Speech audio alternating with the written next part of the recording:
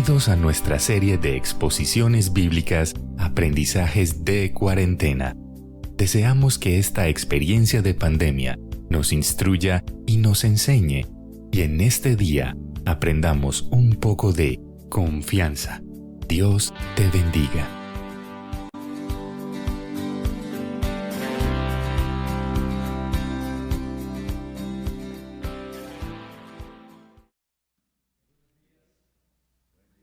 Que el Señor los bendiga muchísimo.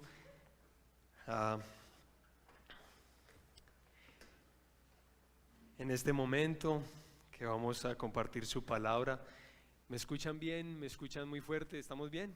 ¿Vamos bien? Sí, excelente. Me alegro muchísimo, hermanos. Bueno, oramos un momentico para escuchar la palabra del Señor hoy.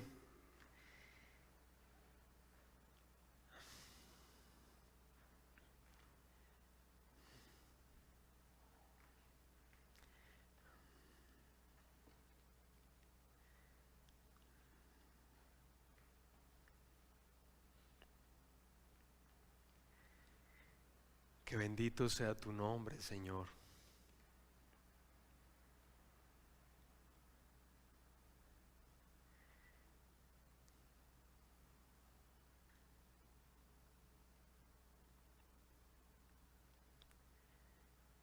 Que bendito sea tu nombre.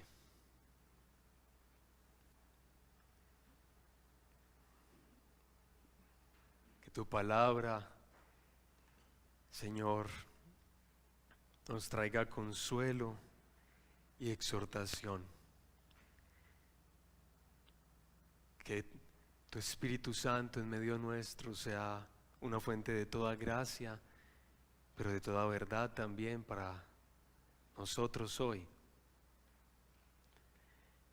Porque necesitamos, Señor, de ti y queremos obedecer tu palabra, obedecer tu voz.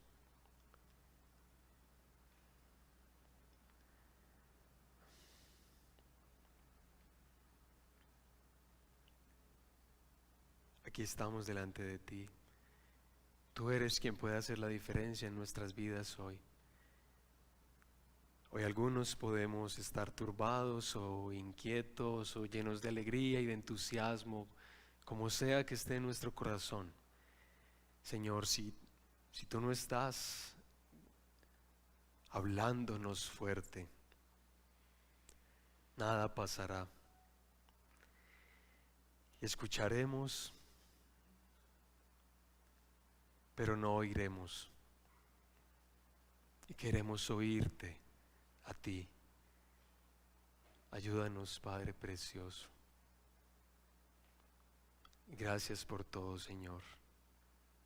Gracias por todo, gracias por el día de hoy, gracias especialmente por tu palabra, por lo que Liliana nos compartía, que sigues haciendo a través de ella milagros, redención, salvación, luz en medio de las tinieblas. Gracias. Gracias por todo. Te adoramos en esta mañana, en el nombre de Jesús. Amén. Que así sea. Hermanos, hoy sí es en serio que es la última exposición bíblica de aprendizajes de cuarentena. Parmenio nos dijo hace como 15 días atrás que era la última porque supuestamente esa iba a ser la última.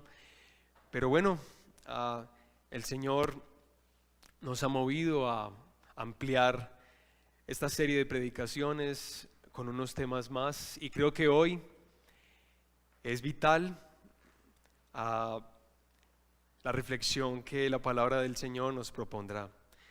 Yo no sé exactamente cómo ha sido para ti el estar en esta pandemia, si ha habido muchos cambios, si ha sido difícil, si estás desesperado o desesperada por alguna razón.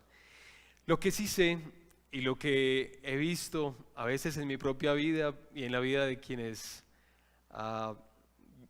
aconsejo y visito y con los que comparto, es lo siguiente: si hay desesperación, si hay angustia, nuestra confianza, nuestra fe, nuestra esperanza empieza a depositarse en las probabilidades, en lo que es factible, en lo que es posible.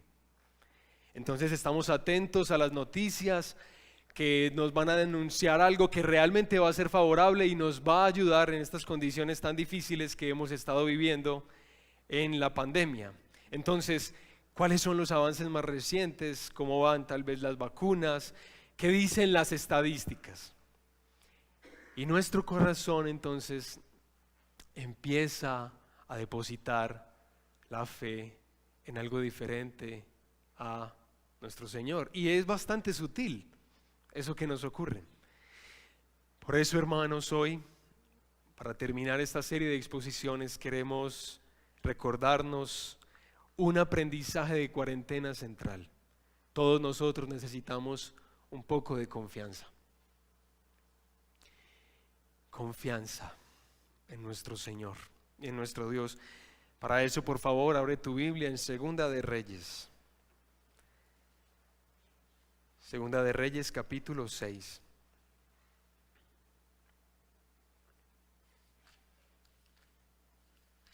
Vamos a leer el versículo 24.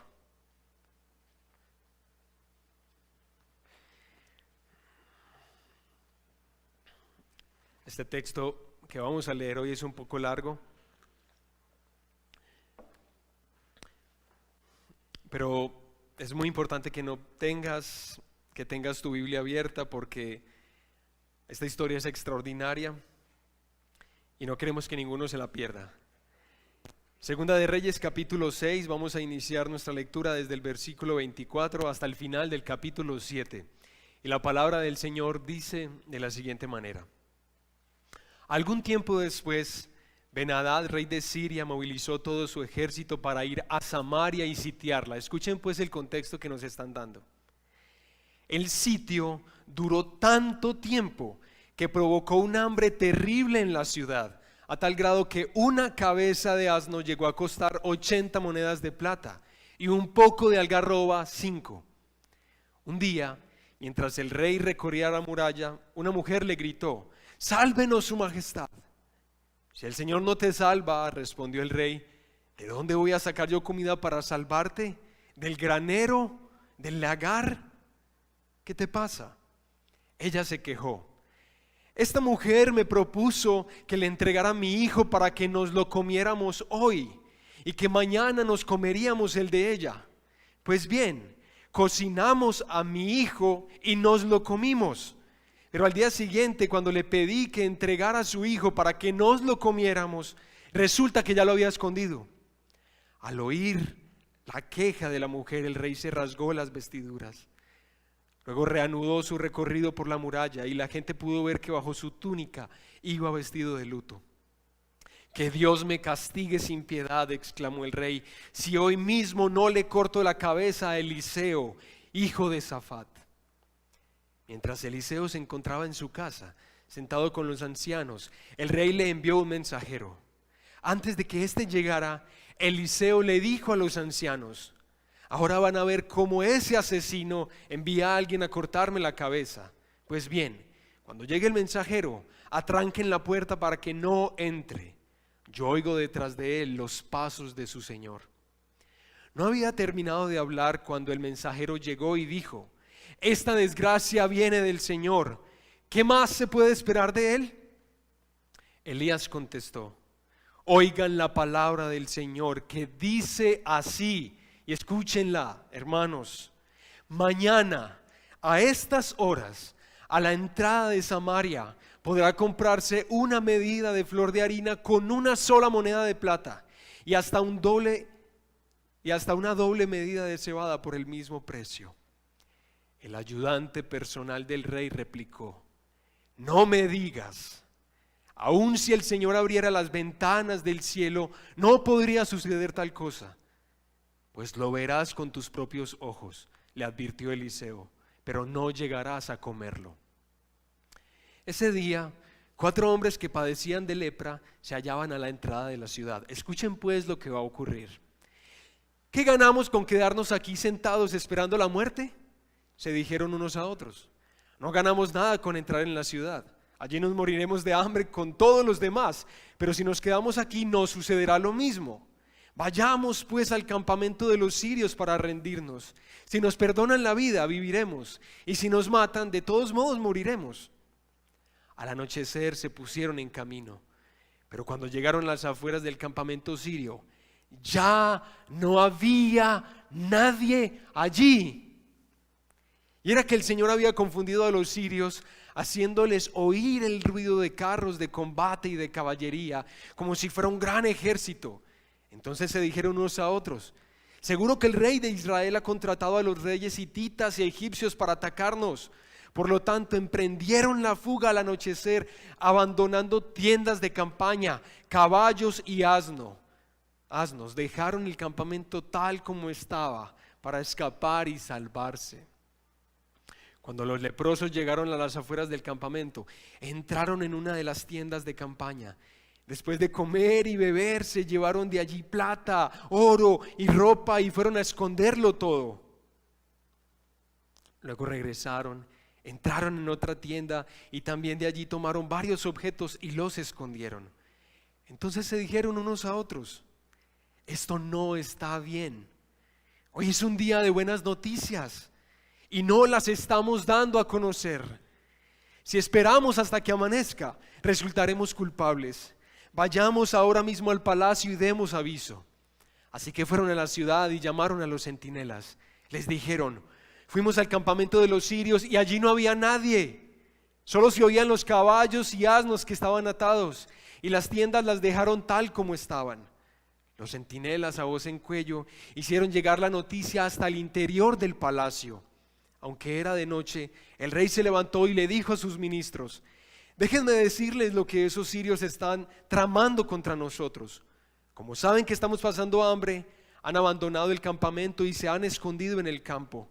Lo que quieren es que salgamos para atraparnos vivos y entrar en la ciudad. Uno de sus ministros propuso que salgan algunos hombres con 5 de los caballos que aún quedan aquí.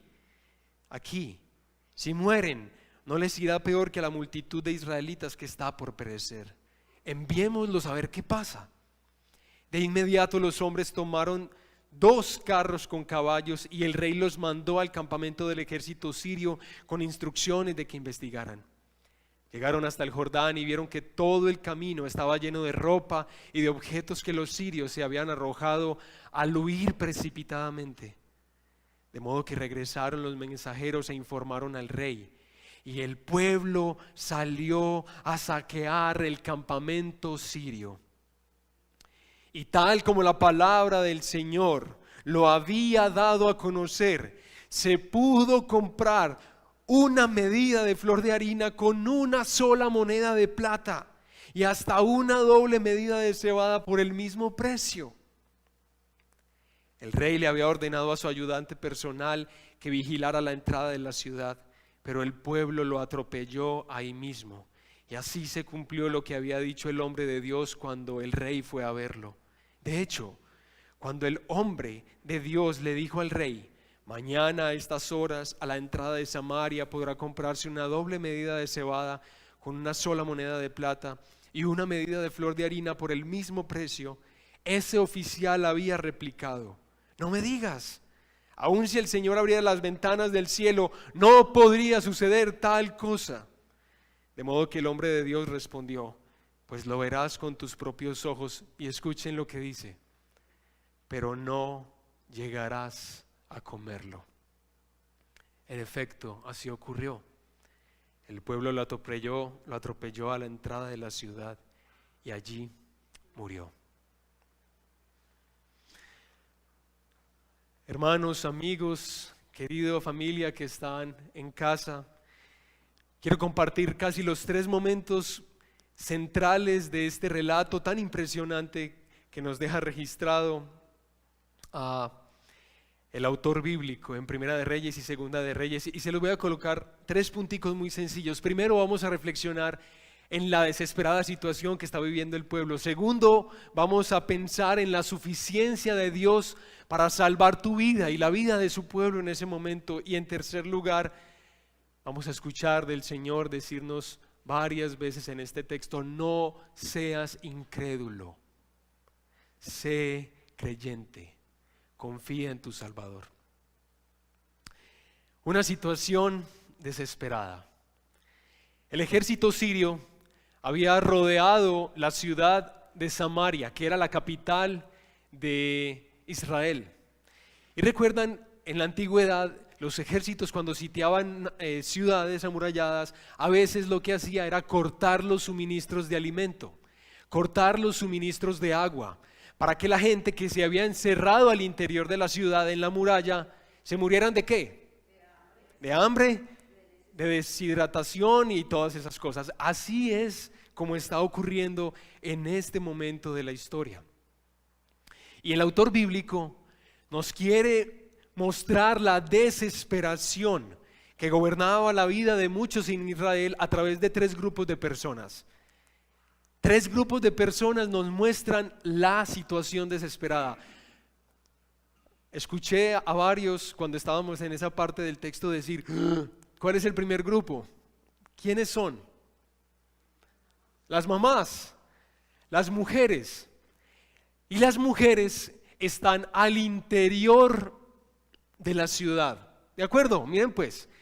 Y está la desesperación del pueblo, que una mamá está dispuesta a cocinar a su hijo para compartirlo con otras personas que van a hacer lo mismo para sobrevivir. Bueno, la situación seguramente no es fácil, ¿sí? Primero, la mamá que está al interior de la ciudad está desesperada, pero también hay desesperación a las afueras de la ciudad. ¿Y está representado en quiénes? En los leprosos. ¿Y qué es lo que dicen los leprosos? Estos hombres dicen: vea, no nos ganamos nada tratando de entrar a la ciudad. Recuerden que los leprosos no podían convivir con el pueblo. Ellos debían vivir en comunidades pequeñitas, separadas, aisladas del pueblo, exactamente. Pero ellos dicen: estamos tratando de entrar a la ciudad para que los sirios no nos maten, pero ¿qué nos ganamos entrando a la ciudad? Sí, pues vamos a morir como los que están allá adentro. Pero si nos quedamos acá, igualmente vamos a morir. Entonces, ¿por qué no jugamos a la ruleta rusa? Entreguémonos al ejército sirio. Si ellos nos matan, pues de todas formas vamos a morir. Pero si nos perdonan, pues hay esperanza de sobrevivir. Entonces vamos. Y así es como lo hacen. Desesperados. El tercer grupo que el autor bíblico nos muestra, que también están al interior de la ciudad, pero además es gente prominente, es el grupo de los ministros del rey. Los consejeros que le dicen al rey: hagamos algo, mandemos a unos soldados con los caballos que nos quedan. Si matan a los soldados y matan los caballos, pues finalmente iban a morir y nosotros también vamos a morir. Imagínate a alguien que está encargado de aconsejar al rey, aconsejarlo en asuntos de guerra y de administración pública, que esté sugiriendo que el pueblo se quede sin la última línea de defensa, el ejército, los soldados, los caballos, los carros. Hay absoluta desesperación en el pueblo. Y bueno, posiblemente ustedes saben más que yo de estas cosas, pero hoy escuchamos de muchas personas, amigos nuestros, compañeros de trabajo, familia, que están desesperados. Bueno, por los efectos de la pandemia, por los efectos de estar en un mundo que aguarda la restauración y la redención definitiva. Es probable que en este momento tu corazón se sienta como en la época más sombría de todas. Y no solo por la pandemia, pero posiblemente la pandemia ha hecho que esta sensación se agudice. Desesperación.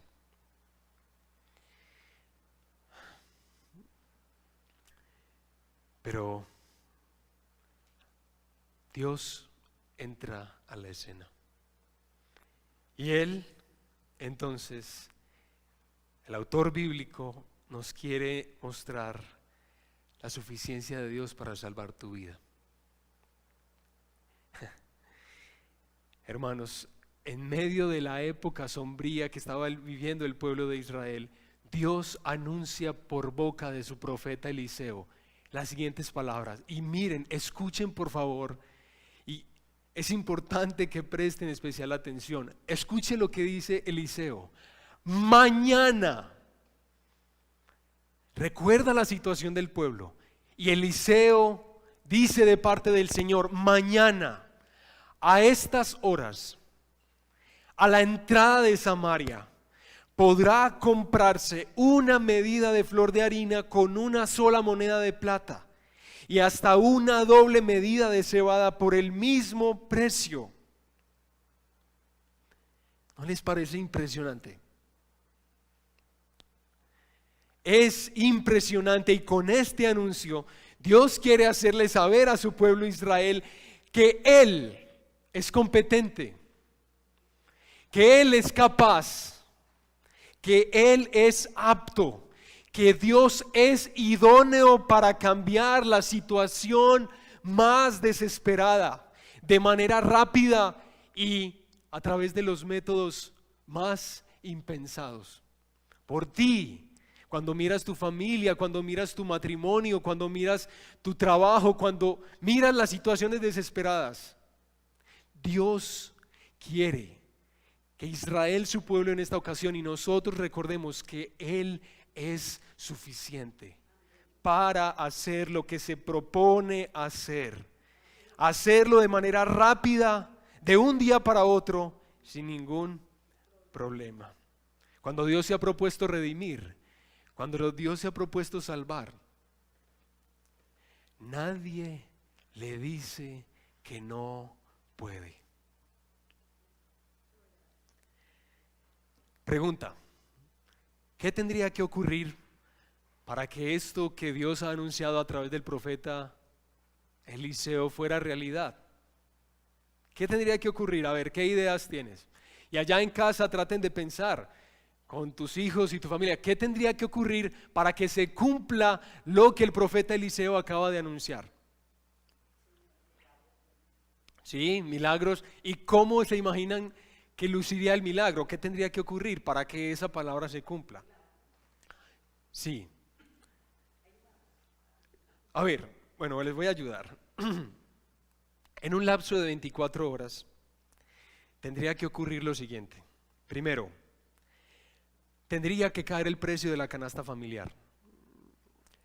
Eliseo dice que pasaría de 80 monedas de plata, una cabeza de un burro, la cabeza de un burro. Ustedes saben lo alimenticio que puede ser la cabeza de un burro.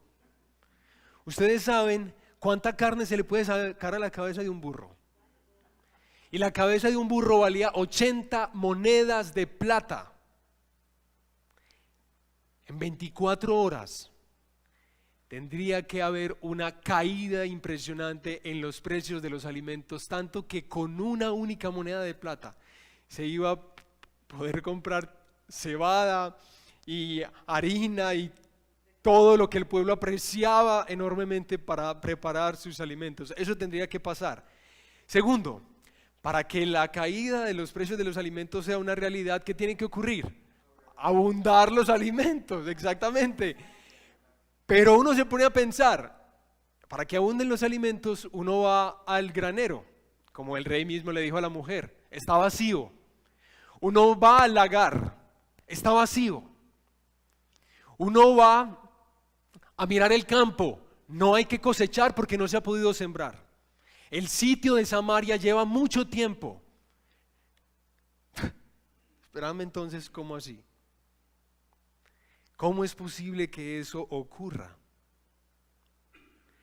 Y además, no tener el ejército sirio encima. Que en las puertas de la ciudad de Samaria se reactive el comercio. El ejército sirio que lleva aquí meses quizá, huir en 24 horas. A ver, a ver, ¿está como difícil la cosa o qué? Hermanos, es probable que esto ocurra. Lo que les acabo de decir. Es estadísticamente posible que ocurra. Según el orden natural de las cosas, es factible, es previsible, es creíble que esto ocurra. No. Claro que no. Y es una absoluta imposibilidad para nosotros. Pero, Dios, hermanos, Dios, nuestro Dios, Él está presente. Dios está presente. Por favor, hermanos, este es su mundo. La creación es el resultado de una persona. Dios llamó a la existencia su mundo. Esta creación, este mundo no es el resultado de fuerzas impersonales y arbitrarias que no discriminan y no piensan nada. Y simplemente lo que nos queda es la matemática y el cálculo. No, nuestra creación no funciona así, hermanos. Por tanto, en este mundo hay lugar para el milagro. Hay lugar para el prodigio, para el misterio, para la esperanza, para lo imposible que puede hacerse posible, porque Dios está presente y Él es suficiente. Él lo es. Gracias, Señor, por eso. Gracias por eso, hermanos. Hermanos, sin que ninguna persona en Israel pudiera llegar a calcularlo, Dios ahuyenta el ejército sirio con ruido. Dios coloca un parlante durísimo con la pista de caballos de guerra, y todo el ejército se confunde y están tan aterrados que salen corriendo sin llevar nada, ni siquiera los caballos, nada. Todo lo que Dios había prometido se hace posible en un instante. Ya. En un instante.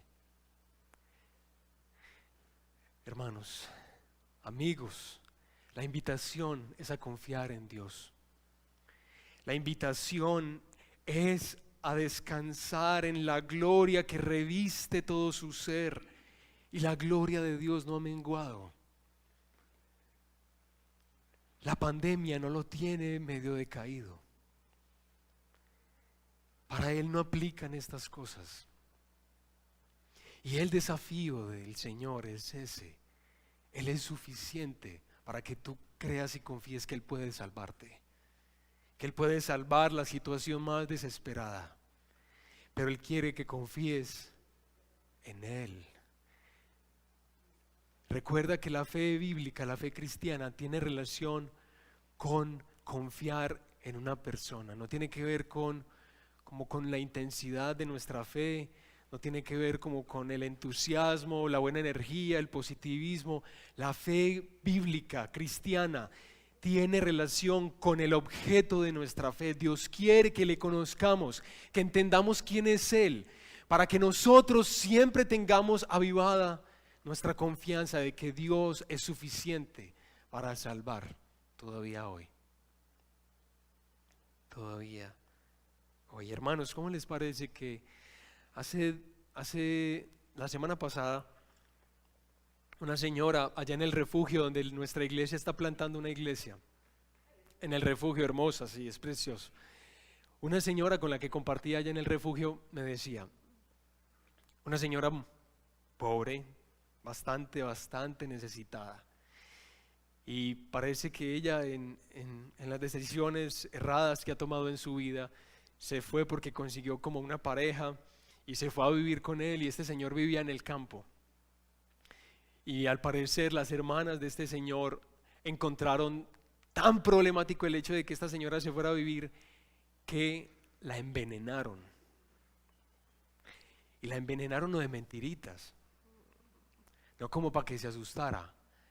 Le dieron el veneno que la iba a matar.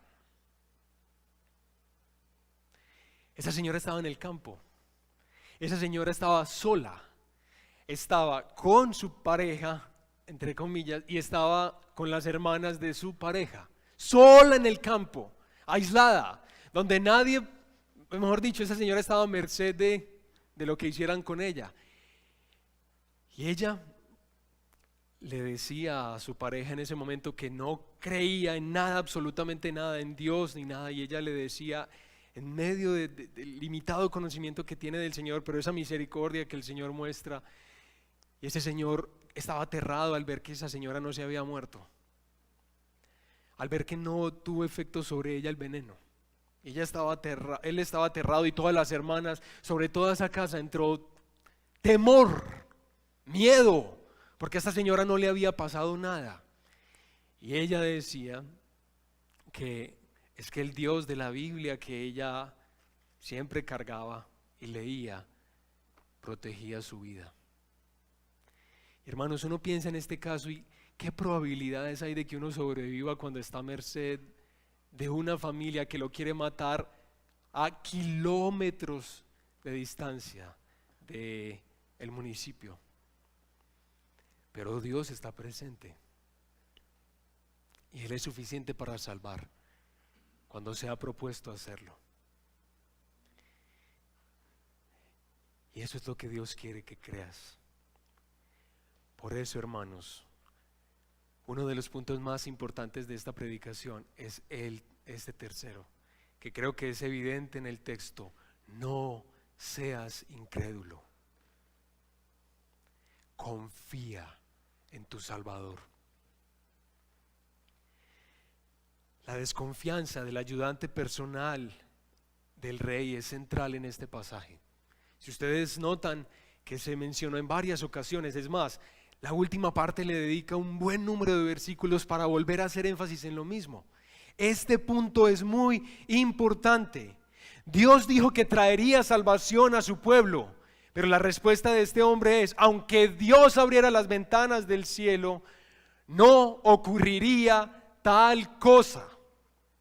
Otra forma de decirlo es: si aún lloviera maná, como en otros tiempos que se nos dice que llovió maná, cuando nuestros padres estuvieron en el desierto, aunque Dios hiciera eso hoy, no es posible que se cumplieran las condiciones anunciadas por el profeta. Son muy exactas, son muy complejas. No es posible que eso ocurra.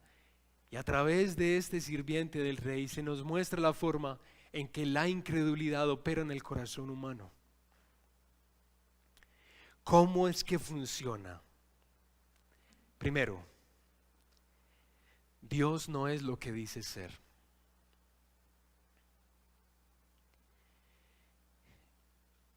Dios no es lo que dice ser. Él dice poder y ser capaz de cambiar esta situación en 24 horas. Dios dice que pudiera llevar adelante esta obra. Pues Dios está mintiendo o Dios tal vez está creyendo demasiado acerca de sí mismo. Dios no es lo que Él dice ser. Y la forma en la que funciona la incredulidad de nuestro corazón también es la siguiente: aunque Dios lo prometa, aunque Dios nos prometa, aunque Dios te prometa algo, si no cabe en mi mente, entonces no es posible. No fue el rey el que anunció lo que ocurriría, no fueron los ministros, no fue el alcalde, no fueron los científicos, no fue el ejército el que anunció esto, fue Dios el que anunció lo que Él iba a hacer. Dios lo prometió, pero si no cabe en mi mente no es posible. Hermanos, y miren, nosotros nos damos cuenta con este pasaje que la incredulidad no es característica de nuestra época.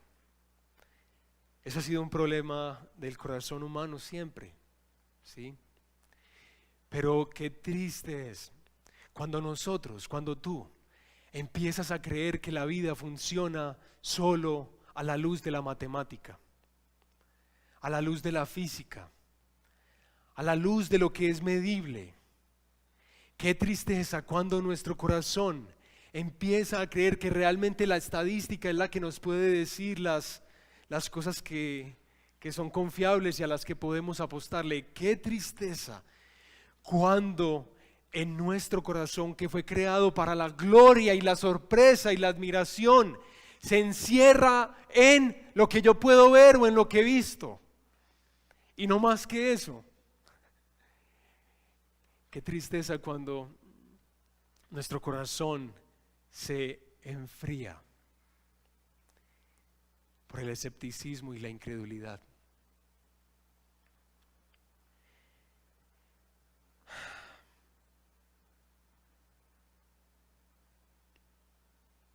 Hermanos, claro que revertir una situación desesperada es difícil. Una hambruna, como en ese caso, una pandemia, un matrimonio que se está acabando, los hijos que tal vez no nos muestran ninguna evidencia de que quieran conocer al Señor. Claro que es difícil revertir esas situaciones. Claro que al hacer nuestros cálculos resulta desalentador, pero ten confianza, no en ti mismo, como nos invita el mundo que se rebela contra Dios. No en ti mismo, no te pierdas de esa manera. No confíes en lo que es probable, en lo que es posible. Confía en el Señor. Confía en Él. Porque ¿qué es lo que ocurre cuando no confiamos en Él, hermanos? ¿Cuál es el castigo de la incredulidad? Y es un castigo todavía presente. ¿Cuál es el castigo de quienes no confían en el Señor? ¿Cuál fue el castigo para este hombre? Ajá, la muerte. Y antes de la muerte, Dios le dice lo siguiente.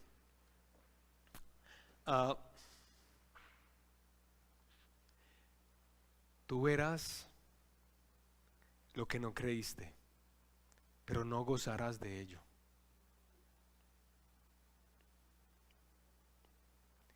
Tú verás lo que no creíste, pero no gozarás de ello. Tú verás salvación en otros que te rodean, verás alegría, gozo, felicidad, pero tú no gozarás de eso. Horrible, horrible. Qué horrible es que el Señor nos entregue a nuestros deseos. Qué horrible es que el Señor nos entregue a nuestras limitadas consideraciones. Por eso, hermanos, amigos, no seamos incrédulos. Confiemos en aquel que salvó y todavía salva hoy, porque es suficiente capaz para hacerlo. Que tu confianza esté en Él. Para vida, para muerte, para adversidad, para prosperidad, que nuestra fe esté puesta en el que es suficiente para salvar. Hermanitos y hermanas, este relato nos quedó de parte del Señor inicialmente al pueblo de Israel y al pueblo de Judá más bien.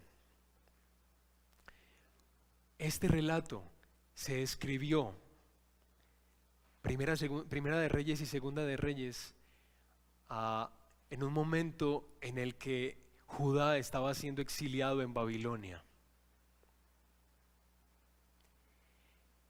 Y Dios quería recordarle a los exiliados todo el buen proceder de los reyes que tuvieron temor del Señor, pero el horrible proceder de los reyes que no temieron al Señor. Y este episodio en la vida de Elías, para que ellos en el exilio tuvieran esperanza, que vieran el ejemplo de sus antepasados y no lo siguieran los malos ejemplos, o siguieran los buenos ejemplos. Aunque ellos enfrentaban una situación desesperada, todavía el Dios que puede salvar está presente. Es exactamente igual para nosotros hoy, hermanos y amigos. Dios quiere estimular tu confianza en Él. Eso es lo que quiere hacer. Y hay un pasaje del Nuevo Testamento que pareciera que no tuviera ninguna relación con lo que acabamos de decir a continuación, pero yo quiero leerte ese pasaje y no vayas todavía allá, solamente escucha lo que Dios quiere recordarnos a todos nosotros hoy. Si tú no crees en Él, para que creas en Él. Pero si tú ya crees en Él, para que afirmes tu fe en Él, porque cuando Dios dice que Él salva, Él es suficiente para hacerlo. Escucha, hermano y hermana, la palabra del Señor, que dice lo siguiente: ¿qué diremos frente a esto? Si Dios está de nuestra parte, ¿quién puede estar en contra nuestra? El que no escatimó ni a su propio Hijo, sino que lo entregó por todos nosotros, ¿cómo no habrá de darnos generosamente junto con Él todas las cosas? ¿Quién acusará a los que Dios ha escogido? Dios es el que justifica. ¿Quién condenará? Cristo Jesús es el que murió e incluso resucitó y está a la derecha de Dios e intercede por nosotros. ¿Quién nos apartará del amor de Cristo? ¿La tribulación o la angustia, la persecución, el hambre, la indigencia, el peligro o la violencia? Así está escrito: por tu causa siempre nos llevan a la muerte, nos tratan como abejas para el matadero. Sin embargo, en todo esto somos más que vencedores por medio de aquel que nos amó. Pues estoy convencido de que ni la muerte ni la vida, ni los ángeles ni los demonios, ni lo presente ni lo porvenir, ni los poderes, ni lo más alto, ni lo más profundo, ni cosa alguna en toda la creación podrá apartarnos del amor que Dios nos ha manifestado en Cristo Jesús nuestro Señor. Amén. Amén. Vamos a orar.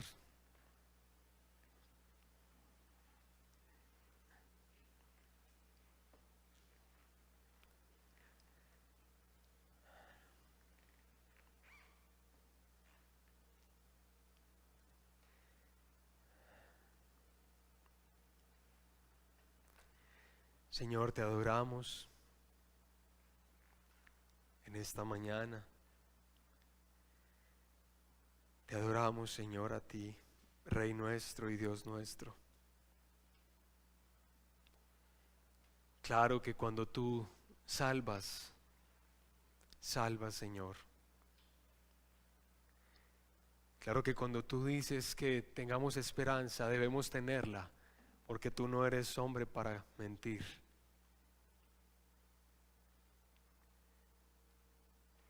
Señor, nosotros en esta mañana que estamos aquí en este lugar, y especialmente quienes van a escuchar y están escuchando, Señor, esta exposición bíblica,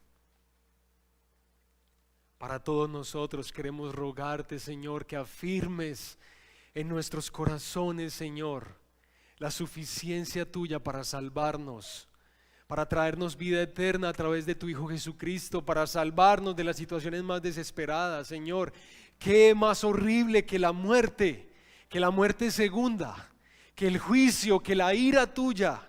Pero Señor, nosotros tantas veces en nuestra vida vivimos desesperados, angustiados, buscando salvación por tantos lugares, la vacuna, esto, lo otro, Señor, y nada de eso que nos provees es malo, y gracias por todo eso, Señor, pero Señor, que eso no se convierta en nuestra salvación, que eso no se convierta en nuestra esperanza, en nuestra vida. Solo tú eres suficiente para salvar. Lo fuiste en el pasado, lo eres en el presente, Señor. Solo tú eres apto para decir que a quienes tú perdonas, nadie acusa. Que a quienes tú aseguras están en riesgo o amenazados, Señor. Claro que no, Señor, pero que la fe, Señor, la fe no solamente sobre nuestra vida, Señor, la confianza que tenemos en ti, que nos ha salvado de una manera inimaginable e impensada, Señor, la muerte de tu Hijo Jesucristo, pero que nos trajo lo mejor. Señor, te adoramos hoy, que nuestro corazón confíe, Señor, al ver, Señor, situaciones desesperadas, también, Señor, nuestra familia, nuestro matrimonio, Señor, cuando veamos los negocios, cuando veamos nuestra familia, cuando veamos luto y dolor por tantos lugares, que te veamos a ti, que eres suficiente, apto, capaz, Señor, y que nuestra fe esté en ti, que nuestro amor esté hacia ti, no por lo que tú haces, no amarte, Señor, por lo que nos das, amarte por lo que tú eres, que eres suficiente, y haz lo que quieras con nosotros, Señor, pero que nuestra fe esté depositada en ti, que eres nuestra roca, nuestra vida, Señor. Te adoramos, Señor, te adoramos hoy.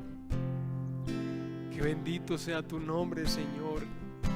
Y aún, Señor, queremos arrepentirnos de nuestra incredulidad.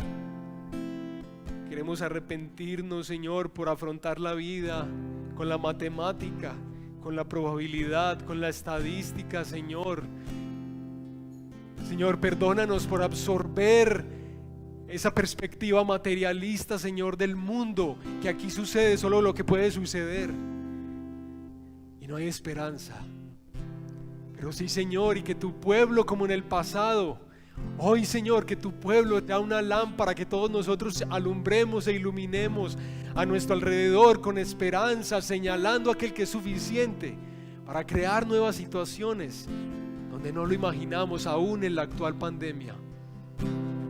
Tú puedes hacer lo que quieras hacer para que hoy, Señor, contemos 24 horas desde este momento y cambiar todas las condiciones mundiales de salud y economía. Tú puedes hacer lo que quieras, tú eres suficiente, apto, capaz. Pero, Señor, que nuestra vida, Señor, esté ahí, que nuestro regocijo esté en ti, que nuestra esperanza ayúdanos, Señor, a señalarle a nuestros hijos un mundo abierto a miles de posibilidades. Que aprendamos, Señor, a mostrarle a nuestras familias, a nuestros compañeros de trabajo, a nuestros enemigos, que este mundo está abierto a infinitas posibilidades inesperadas.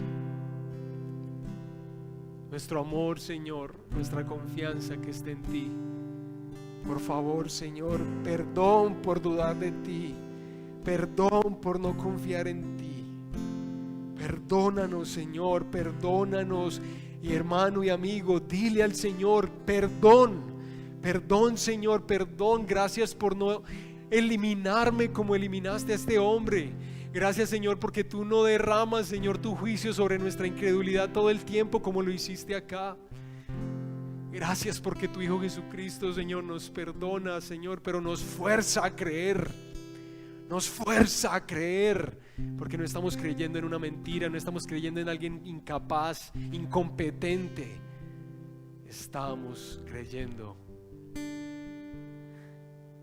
en el asombroso Dios que creó el cielo y la tierra. Que bendito sea tu nombre, Señor. hoy y por siempre. Adoremos al Señor, hermanos. Ponte de pie y cierra tus ojos o lo que tengas que hacer, pero adora al Señor que está con nosotros en esta mañana.